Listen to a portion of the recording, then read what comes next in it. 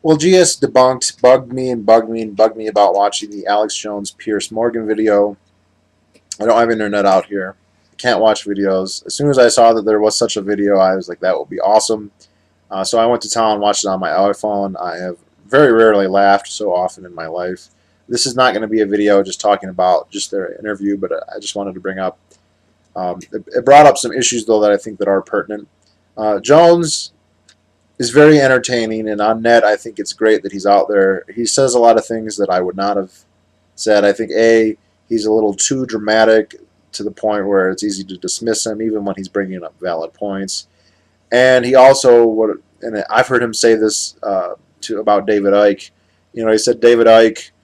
He talks about a lot of important things like federal fractional reserve banking and the Federal Reserve and globalism, and then he talks about reptiles. And Jones in that interview called that shitting in the punch bowl. Well, Jones shit in the punch bowl because when you have a debate about gun control, something that there's so much useful, persuasive information for the pro-gun argument. So many good arguments against any kind of gun control whatsoever, let alone the broad-reaching stuff that someone like Morgan is talking about. To start delving into attacks on globalism, 9/11 truth, whatever merits you think there may or may not be to those, doesn't make a lot of sense. And in terms of 9/11 truth, and that's a whole other topic, which I have a video about, but it's years old.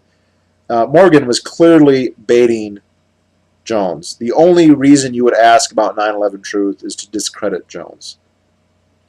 And whether you think that 9/11 truth is important or not, gun control is really, really important.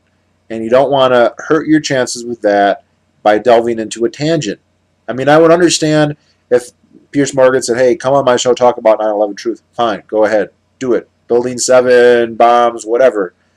Great.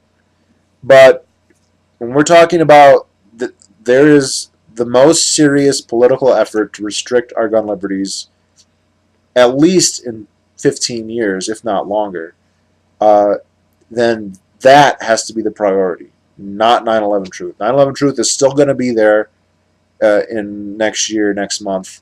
We don't know about our 10, 20, 30 round magazines. So, and those weren't the only two, but, Jones went places he didn't need to go.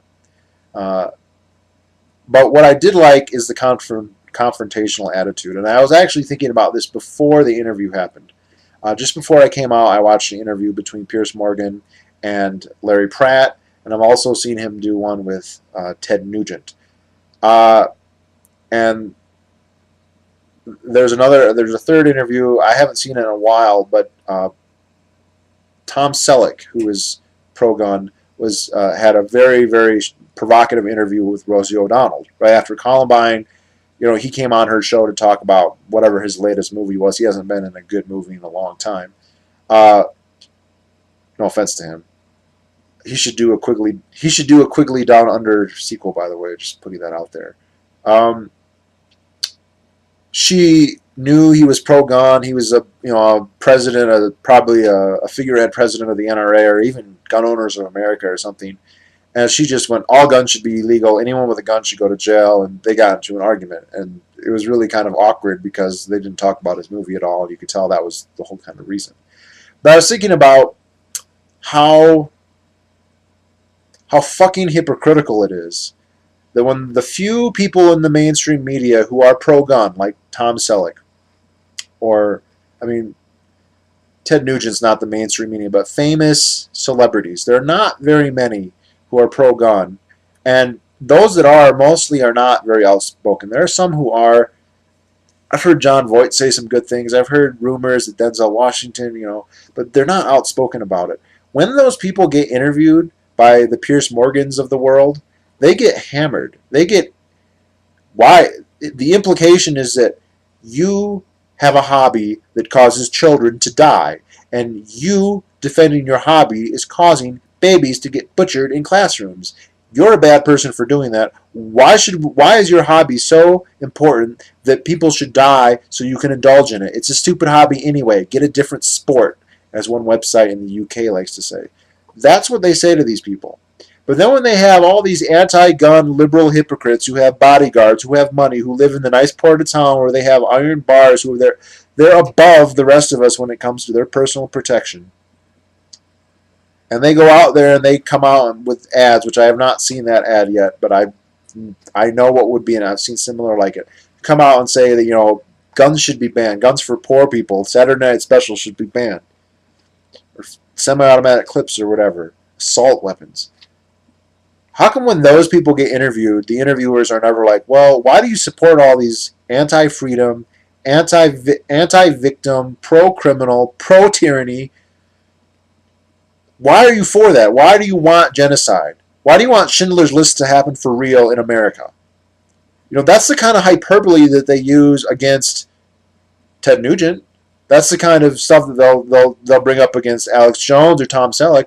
Okay, well, you know, that's hyperbole and that's inappropriate to accuse them of that. So if you're going to be honest and balanced, like they all claim to be, then you should use the same counter rhetoric. And really, if you're a good reporter and you want to get to the truth, then you should be interested in the idea of really attacking somebody's ideas. How, you know, can they defend their ideas? But no, they can come up there and be like, we should ban all guns. And that doesn't even, oh, really? Like, do you have any evidence that that will work? That that's even physically possible? No. And I'm sick and tired of it. I got pissed off about this before the Alex Jones interview. I was just thinking, this is outrageous. The hypocrisy, the double standard, the arguments in favor of gun rights are so persuasive, and they are believed by so many people, by millions, tens of millions of people. And to have no voice in the media is the clearest example of their bias and their hypocrisy that I can imagine. Right there in your face. And I am glad that somebody is willing to come there and call you a redcoat and say, get the fuck out of my country if you want to take our guns. I am glad that he said that. Did he say it perfectly? No. But that's where our discourse is. Now, you should always mix that with good argumentation, and I'm going to put some in here. And, you know, I didn't watch the video, but I got in the God knows how long internet debate with the commenter underneath a Brit.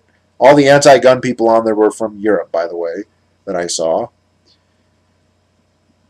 Sorry, I have a lot of UK subscribers, but I would go nuts in your country.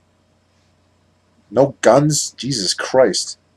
Like, the number one argument that Piers Morgan brought up, because he's so smart, is how many people get killed by guns in the United States, how many people get killed by guns in the UK. All right?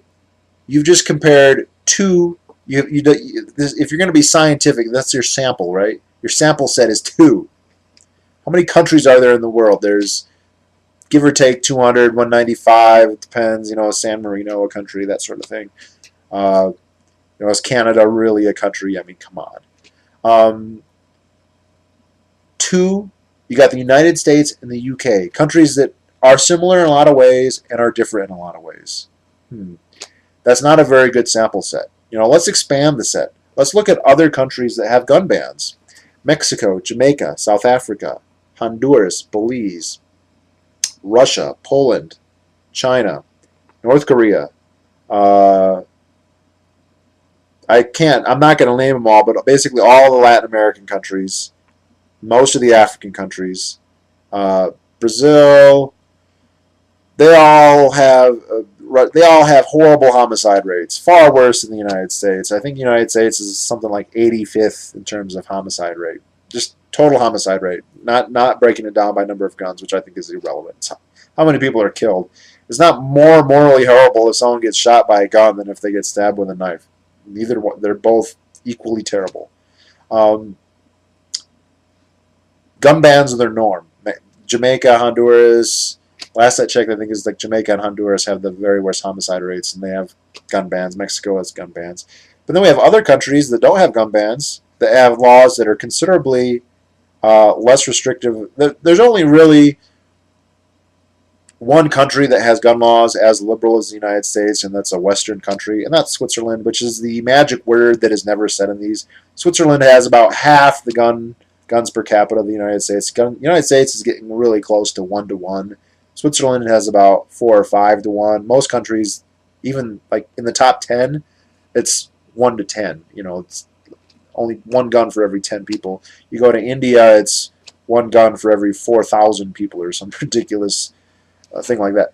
Switzerland, guns are legal, guns are encouraged, guns are mandated actually. High-powered rifles, semi-automatic rifles, even automatic rifles. I don't know all the details. And Switzerland is, it's pretty much the most peaceful place in Europe. It's certainly more peaceful than the UK. So that right there, but Canada has high gun ownership rates. New Zealand has high gun ownership rates. Israel, I'm not a Zionist, but let's not bitch out the people for owning guns, has high gun ownership rates. Norway, Sweden, Finland, high gun ownership rates, and relatively lax laws especially compared to the UK. Maybe not compared to the United States, but compared to the UK, absolutely. They all have lower homicide rates than the UK. They all are safer than the UK. So, bottom line is I'm picking up a whole bunch of anecdotes, although far more than Piers Morgan did. People have tried to set a correlation. There isn't a correlation, or there's a slight negative correlation. A perfect correlation would be 1. 0 would be no correlation. Maybe I'm getting that wrong. Some math major is going to bitch me out on that. But, the people who say that guns cause crime, they need to be able to say, this is the correlation, and there isn't. And also, correlation is not equal causation. Another problem with the UK example, the UK had low gun homicide before they banned guns. The UK and the US, we have data going all the way back the entire history of the United States. As long as we compare them, the United States has always been more violent than the UK. Always. Even when the gun laws were identical. The United States has gradually instituted a few gun laws over the course of the 20th century. The UK didn't really start until after World War I. They had a couple, like you had to get a 5-shilling license if you wanted to carry, that sort of thing, but not really restrictions until after World War I. So prior to that, prior to like 1920, anybody in the UK, even a child, could walk into a store, buy the most modern military rifle available, and walk out, no questions asked, no paperwork, anything. All you needed was the money. And I know people are going to say, oh, but that was muskets. No. They were past muskets when we got after World War I. They had machine guns. They had high-powered rifles, functionally modern weapons. There were semi-automatic rifles, although they were pretty rare back then. Semi-automatic handguns. I remember the model 1911. That's before 1920. Revolvers, been around a lot longer than that. They're very effective firearms. So the UK and the US had the same gun laws, essentially none. And the United States had, quintuple the homicide rate of the UK. I know New York and London, which are not, perfectly analogous to their respective societies, New York has always had 5 times the murder rate. That is until recently. We'll get into that in a minute here. This is going to be like a summation of my gun control views here. So it's like the UK has a low gun rate, they ban guns, has a low homicide rate, they ban guns, they still have a low homicide rate. So did the gun ban cause the low homicide rate? Probably not, because it was already there before the gun ban. That's prima facie evidence that that's a bad argument. I guess it's not impossible. You could argue that it was about to shoot up, and the law prevented it from shooting up, and so it stayed flat. A lot of NRA people say that the homicide rate has gone up in the UK. Homicide I don't think has changed that much. Violent crime in general has gone up in the UK, and the UK is much more violent than the United States in terms of violent crime. There's another issue here. If the availability of guns is what causes crime, then the United States should be in its worst criminal, most violent phase ever right now, because every year millions, and I think even tens of millions, of new guns enter private hands. And these gun buybacks, where they buy back 100, is not affecting this number at all. America is just awash with new guns all the time. People keep buying and buying and buying and buying, and the crime rate is declining steadily. It peaked in like 1991, and it's been going down ever since. It's about half what it was. It's getting better. And this is what the Bob Costas thing, when he read that fucking stupid article, he uses his platform for that. What a conceited douche. comes out and says, this exploding, it's getting worse, it's getting worse. No, it's not. It's getting better. Maybe it's not getting better fast enough, but it's getting better. And there are more and more guns. Now, I'm not one to say that the more and more guns are causing crime to go down. It could be. It's probably contributing in certain areas on net. I'm not willing to say that. But clearly, they're not causing it to get worse because it's not getting worse. It's getting better. So, that most popular fact, this comparison with the UK, is totally scientifically ridiculous. Now, there's a whole slew of other problems. Man, this is going to be a long video, I can already tell. Within the United States, the guns are not distributed evenly. Certain urban centers have very low per capita gun ownership rates and very strict restrictions on guns. Restrictions, by the way, that are comparable and in some cases even more strict than those in Europe. Washington, D.C.'s had restrictions that were more strict than that of the UK. I think that's probably still true, even with the overturning in the D.C. Heller case. Chicago, close. That's where most of the murders happen. 65% of the murders in the United States happen in 5 cities: Chicago, New York, D.C., Detroit, and L.A., I think.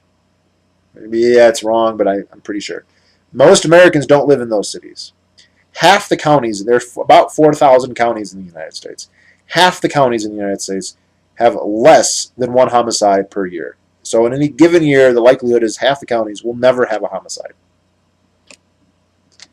That's the rural half, where gun ownership rates are probably, by household, 75% or more. Chicago, not so much. D.C., not so much. The areas, the rural areas, and it's not just rural areas, cities with lots of gun ownership do not have high crime. Cities that have banned guns, that have restricted them, have atrocious crime. And it just always perplexes me when people point to the gun deaths in Chicago and be like, look, we need more gun restrictions. Chicago already has that. And the absurd counter-argument is, well, Chicago's gun restrictions aren't effective because the surrounding areas aren't equally restrictive. Well, if the horrible crime and homicide in Chicago is because it's just not restrictive enough there, why isn't it even worse in the adjacent areas that are even more laissez-faire when it comes to guns? As Larry Pratt says, Fairfax County, Virginia, or Alexandria, Virginia, it's just across the river from D.C., it's the same size, same demographics. If the crime is so high in D.C. because guns are legal in Virginia, then the crime should be even worse in Virginia, and it's not. It's way not as bad. It's way lower. So this equating guns with violence, there's no scientific basis for it. I picked an analogy, I picked one example and another example, and I've now extrapolated a general principle based off of 2 personal preferences that I just picked. That's not convincing. Anyone who gets in a debate with gun control people needs to know that, needs to point that out. They're not using science. It's not empiricism. It's totally make-believe. One thing that Morgan kept asking is, what kind of gun were they using in these school shootings? Which, by the way, always happened in gun-free school zones, except with Gabrielle Giffords. It's the only known mass shooting that occurred in a place that was not banning guns. What kind of gun was used? What kind of guns? Well, you know what I'm going to ask when someone asks me that? I'm like, well, you know what kind of gun was used at the Appalachian School of Law, where a student and a teacher used their guns to stop a mass shooter? You know, what kind of gun was used at the mass? There's a big church in Colorado. You know, what kind of gun is used when people stop an assailant? Just the other day, or maybe last week, a 10-year-old used his dad's AR-15 to shoot an intruder. I don't know if he killed him or not. Why don't those guns count? You know, does Piers Morgan know what those guns are? Does he know what caliber those were? I doubt it. And I really wish Alex Jones had asked that. Okay, I know it's an AR-15. That's what was used at Sandy Hook. What was used to stop this mass shooter, and this mass shooter, and this mass shooter? And this is the myopia of the anti-gun people, is they refuse to acknowledge the fact that guns are used defensively. And so they're coming to a policy decision by saying, look at all the guns people, look at all the people killed by guns, and not considering all the people who are saved by guns. You know, cars and guns are two that are compared a lot, sometimes justifiably, sometimes not. It's justifiable in the sense that cars kill way more people than guns, like double. If you're talking about gun homicide, it's quadruple. If you're talking about gun deaths, which more than half of gun deaths are suicides, uh, it's more than double. It would be like saying we should ban cars because look, people keep getting killed in them. They get killed, and sometimes criminals jump in them and they drive away and go on police chases, and some environmentalists will even go so far as and they're destroying the planet on top, which is something no one's ever accused of guns. That's an argument you can use for the real watermelon types, but not for most liberal ethics. But it would be like saying all that and then not saying, but they're also useful. You can drive to the hospital, you can go shopping, you can visit grandma, you can have a job.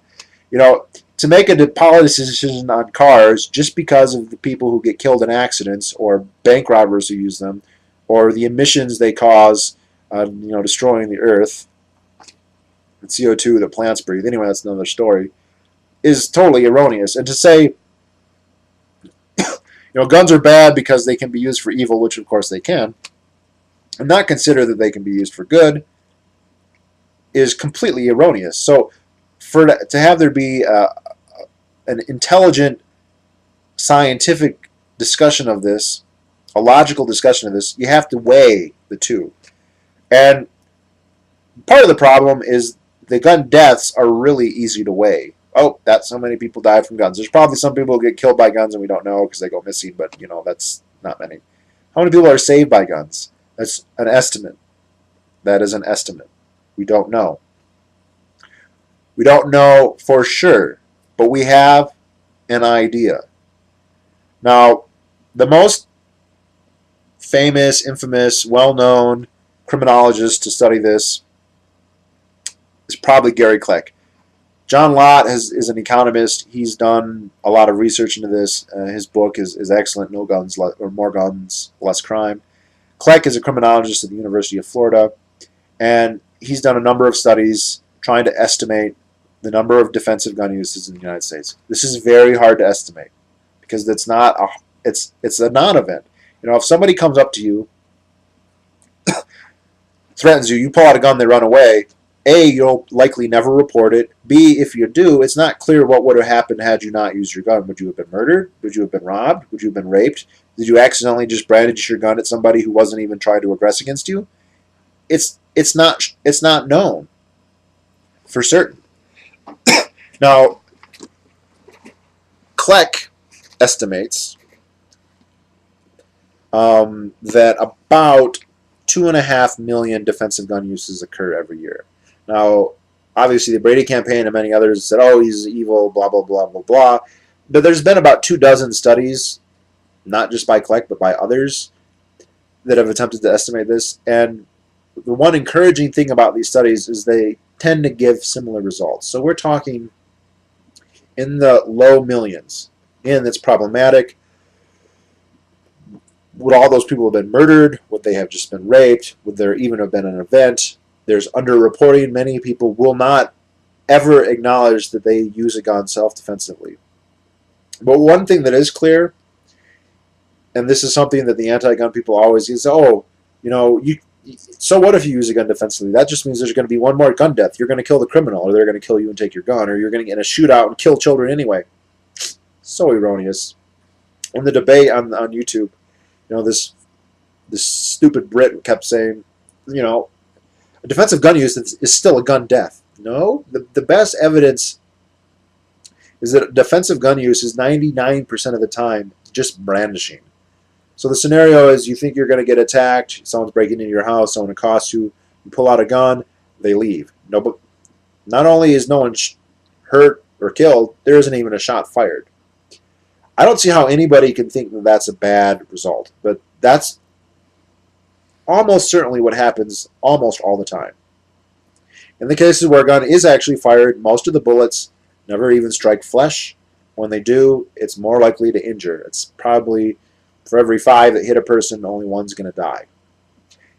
And if that person's actually attacking you, that's a justifiable homicide. I'm sorry, it's And when I was talking to this guy on the Piers Morgan video,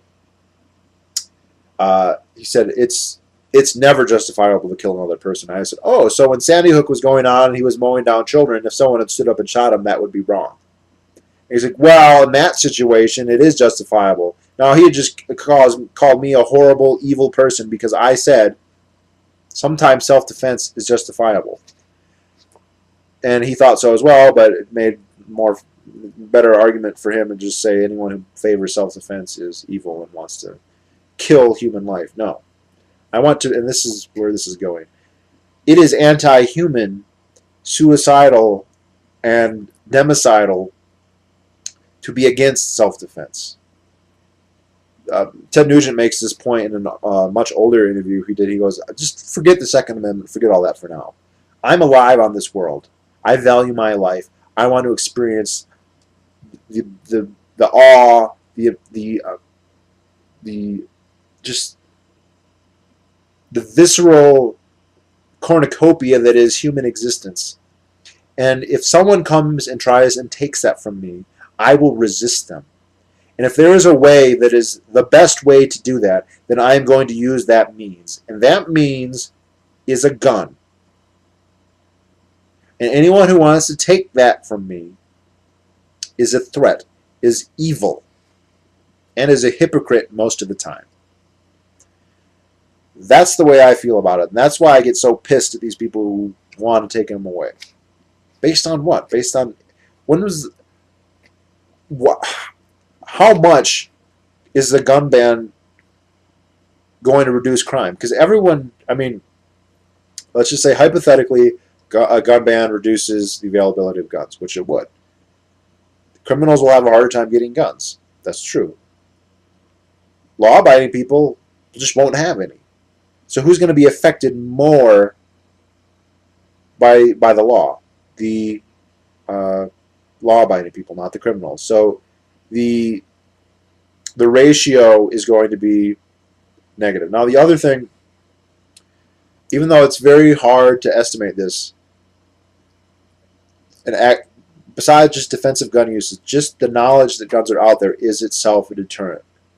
The crime patterns of criminals changes because of guns. Where I live, guns are very common.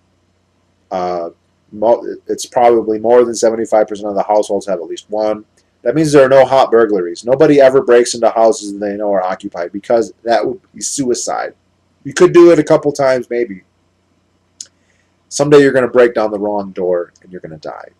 There's still burglaries. They just wait till they know people are gone, which is still a crime, but no one's going to get hurt. And that is only because of fear of firearms, which is not in the UK, so they break in all the time. What are you going to do? Roll up your newspaper or your cricket mallet? Jesus Christ. No. So, when people, though, say, well, you got to do something. You can't just be for nothing. And, you know, the NRA really dropped the ball when they came out and they said, well, what we propose is to put armed guards in all the schools. No, more police state is not the answer to a police state. This is my kind of compromise, my libertarian strategy here, is if people start talking about reducing gun violence, I say, fine, end the drug war. Jesus Christ. That's what most of the violence, most of the murders are not Sandy Hooks. And just real briefly, the Sandy Hooks type scenarios is the type of scenario that literally cannot be prevented. It's one thing to talk about a spur of the moment, crime of passion. Methodical planners who are going to plan for and work for an end goal cannot be proactively stopped. Maybe they can trip themselves up, but they can't be stopped by some policy because they will know the policy and they will work around it. You know, and so the Columbines, the Virginia Techs, these guys, the ones that get all the headlines, even though they're statistically tiny and they're just the same number every year, it's not very many, they're not going to be stopped by gun laws. And apparently they're aided and abetted by gun laws because they seem to like to pick places that there aren't going to be any guns at, where there are gun bans. And again, the only exception to that is the shooting of Gabrielle Giffords, and that was just a fucking assassination attempt. So it didn't matter where she was, he was going to attack her. You know, and like the famous thing, you know, the worst crimes have not even been with guns. The worst school shooting wasn't a school shooting. It was in 1928 in Bath, Michigan. A bomb went off and killed like 68 people. And I don't know why people just arbitrarily don't count this, but Oklahoma City was by far worse than any of that. That's 168 people, or 164. That was by Tim McVeigh and others unknown. And Tim McVeigh had access to guns. He worked the gun show loot circuit. He was trained in firearms. He'd been in the military. He had as many guns as he wanted. And when he wanted to have maximum death, he and whoever he was working with, which is itself a very interesting question, he used a bomb. And he put all these other shootings to shame. So, for some reason, that just doesn't get counted. I'm not sure why. Actually, I have my ideas why, but that's another video. That type of crime is not going to be reduced. Most of the gun violence, and Alex Jones said this, is gangbangers killing gangbangers. It's mostly black on black. Like, if you're white and you live in the United States, your homicide rate is less than the UK's. And this is mostly a result of A, the drug war, B, welfare. The welfare programs of the government breed poverty, and poverty breeds crime. And the drug war breeds crime. And so, good old Uncle Sam, Big Brother, in his beneficent attempt to make society perfect, has created a Frankenstein social-ish problem, and now he's going to disarm the rest of us in a vain attempt to solve it. But just in practical arguments with liberals, I'd just say, look, a huge percentage, and again, it is debatable how much of homicide is related to the drug war. No plausible gun control measure, even a 100% ban, would be able to reduce the number of homicides plausibly as much as ending the war on drugs. And conservatives aren't willing to do this. The NRA was dumb and not choosing something like this as their solution. But that's my solution. That is the answer. There's no evidence at all that the government restricting the rights of people to own them is going to help. And, of course, that's not even broaching the subject of the fact that the biggest criminals of all are not gangbangers. They are the government themselves, and of course that makes it totally illogical for them to disarm everyone other than themselves. I just saw a meme on Facebook. It said, I saw a great movie about a country where only the government and police and military had guns. It was called Schindler's List. Hyperbole maybe, valid principally, absolutely it is. The current government has already said it has the right to kill American citizens without trial, without any due process whatsoever other than the whim of the president or his appointed counsel. They actively do this to foreigners, and to me that's more than enough basis to maybe be suspicious of their ability or willingness to do so to Americans. And I think one of the things that has held them back some is the idea that they don't know what would happen if the American people got really upset about it. I don't know what would happen. Nobody does. Nobody wants to find out. And the only reason they care is because they can shoot back. So I had a great time watching the Alex Jones video. If you haven't seen it, it's hilarious. Was it perfect? Was it flawless? Absolutely not. But I think that confrontational, we should not be submissive. You don't just get on the train. And we're at the rhetorical argument stage, you don't just concede the point. You don't just allow a person to advocate something that is genocidal in its implications, that's against the poor, that encourages victimization and death. You don't just be polite and say, oh, well, I'm sorry too, but I like to go hunting, so please don't take my, my hunting shotgun away. No. We're way past that point. There are people out there who are out there and they want to get everything that they can, including up to and including everything, as Dianne Feinstein has once said. That needs to be confronted, and that needs to be put a stop to. We're rolling it back at the state level. Let's just keep that trend going. So, all right, I think I'm going to go.